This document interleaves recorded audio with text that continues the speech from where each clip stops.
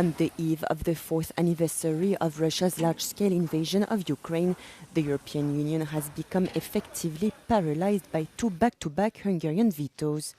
A 90 billion euros emergency loan for Kiev and a new package of sanctions against Moscow are being held up by Budapest over an energy dispute involving the transit of Russian oil through the Druzhba pipeline. We shouldn't tie together things that are not connected to each other at all. But let's listen to them explaining what are the reasons why they're blocking, and then see whether there are possibilities to overcome. The oil pipeline was recently damaged by an attack attributed to Russia, but Hungary has accused Ukraine of delaying repairs. Over the weekend, Hungarian Prime Minister Viktor Orbán announced the suspension of Hungarian diesel exports to Ukraine. Kiev has pushed back against what it calls blackmail and said repair works continue. A crisis meeting to resolve the dispute is scheduled for Wednesday. Croatia, whose Adriatic pipeline has emerged as a possible alternative, will also take part.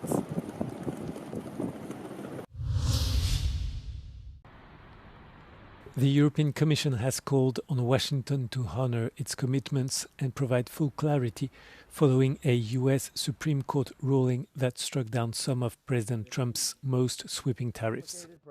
Trump lashed out at the court decision and said on Saturday that he wants a global tariff of 15%, up from the 10% he announced a day earlier. The European Commission said the current situation is not conducive to delivering fair, balanced and mutually beneficial transatlantic trade and investment. The two sides sealed a trade deal in August last year that imposes a 15% tax on 70% of European goods exported to the United States. A deal is a deal, the European Commission said. EU products must continue to benefit from the most competitive treatment, with no increases in tariffs beyond the clear and all-inclusive ceiling previously agreed, the Commission added. The value of EU-US trade in goods and services amounted to 1.7 trillion euros in 2024.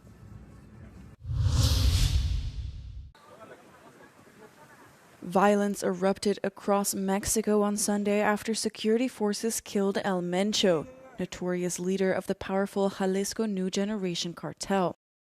The death of the drug lord, whose real name is Nemesio Ruben Oseguera Cervantes, was met with a forceful reaction from the cartel, who blocked roads and burned cars at more than 250 points in 20 Mexican states, according to authorities. Jalisco's capital, Guadalajara, was turned into a ghost town Sunday night as civilians hunkered down, and school was canceled Monday in several states. Authorities in Jalisco, Michoacán, and Guanajuato reported at least 14 dead, including 7 National Guard troops. During the operation, troops came under fire and killed 4 people at the location. 3 more people, including Oseguera Cervantes, were wounded and later died, a statement read. The U.S. State Department had offered a reward of up to $15 million for information leading to the arrest of El Mencho.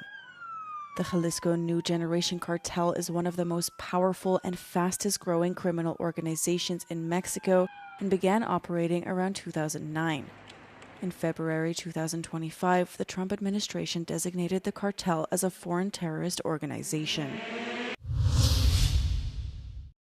The United States and Iran will hold their next round of nuclear talks on Thursday in Geneva, facilitator Oman confirmed on Sunday, signaling hope for progress despite U.S. military buildup and renewed protests in Tehran. Oman previously hosted the indirect talks on the Islamic Republic's nuclear program and facilitated the latest round in Geneva last week. Iranian Foreign Minister Abbas Araghchi told U.S. media there was a good chance for a diplomatic solution, with Iran working on a draft proposal for an agreement that would avert military action. The latest development comes as U.S. threats of military action have multiplied since a nationwide protest movement in Iran sparked a crackdown that rights groups say killed thousands. On Sunday, Iranian students gathered for fresh pro- and anti-government rallies commemorating those killed following similar gatherings the day before. U.S. President Donald Trump warned on Friday that limited strikes against Iran are possible, and both Iran and the U.S. have signaled they are prepared for war if the talks on Tehran's nuclear program fail.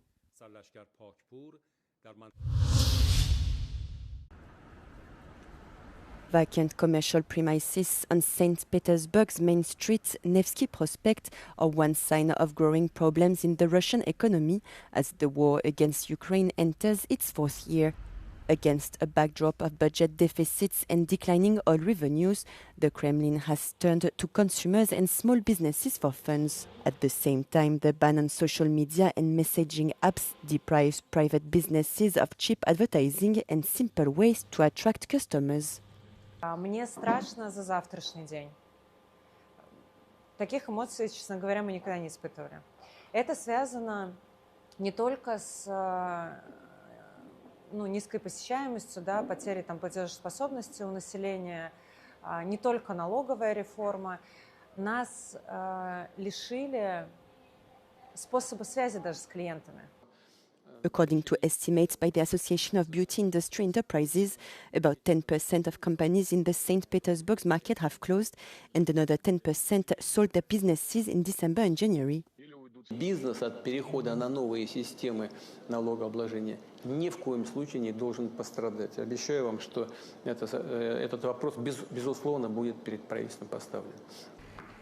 Small and medium-sized enterprises account for just over 20% of the Russian economy, but this is still a significant share. Extending VAT to these companies will bring a tangible amount of money into the state budgets.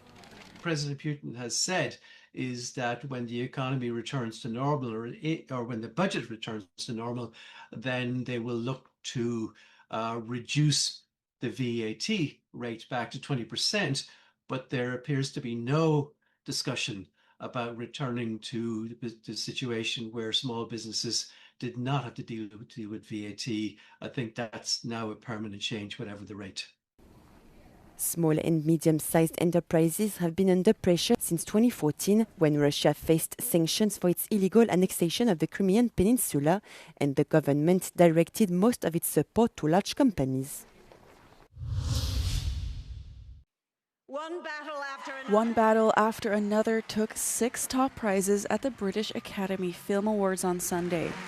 The thriller about a group of revolutionaries starring Leonardo DiCaprio won awards for Best Picture, Best Director, Best Adapted Screenplay, Cinematography, Editing, and a Supporting Actor award for Sean Penn. Anybody that says movies aren't any good anymore just can piss right off, because this is a great fucking year. So, I want to say thank you, and I know that there's a bar somewhere. I think we should all go there. It's been a long evening, but we have so much to celebrate. We have a line from Nina Simone that we stole in our film. She says, "I know what freedom is. It's no fear." So let's keep making things without fear. It's a good idea. See you at the bar. Thank you. Thank you. The Best Leading Actress award went to Jessie Buckley for her performance in Hamnet as the grieving mother Agnes Hathaway and wife of William Shakespeare. She made history as the first Irish performer to win a Best Actress prize at the BAFTAs. Robert Aramayo. In a surprise win, British actor Robert Aramayo took home the award for Best Actor for his performance in I Swear, a fact-based British indie drama about a campaigner for people with Tourette syndrome.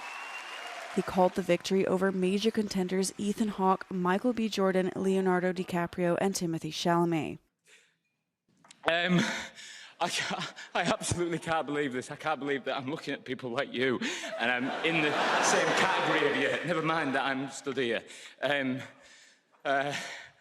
Wow, oh my word. Period vampire epic Sinners received 3 awards, including Best Supporting Actress for Wunmi Mosaku, while table tennis drama Marty Supreme failed to take any prizes.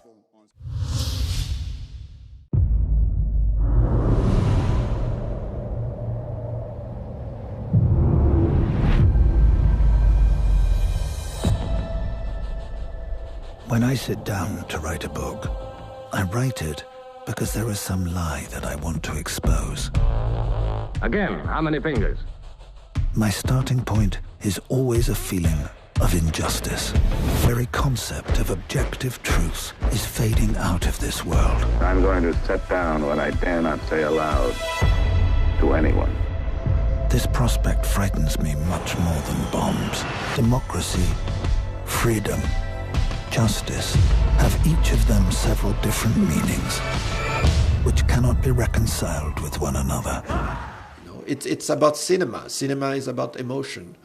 And it's one of the tools that I use. I use everything, music, images, graphic, to make sure that you are not only in the presence of just thoughts, but also of emotion, of thinking, of exchanges, of a collective community. When I started in cinema, even before, it was like you couldn't mix any political ambition with art.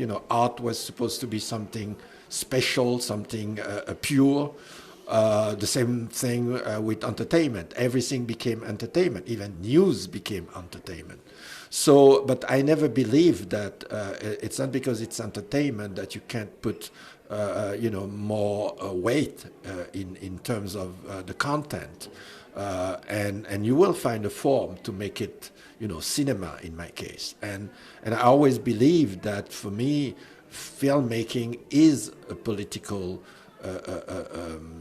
I would say, I had always a political intention in making my films. Totalitarianism, if not fought against, could triumph anywhere. Do you begin to see then what kind of world we are creating?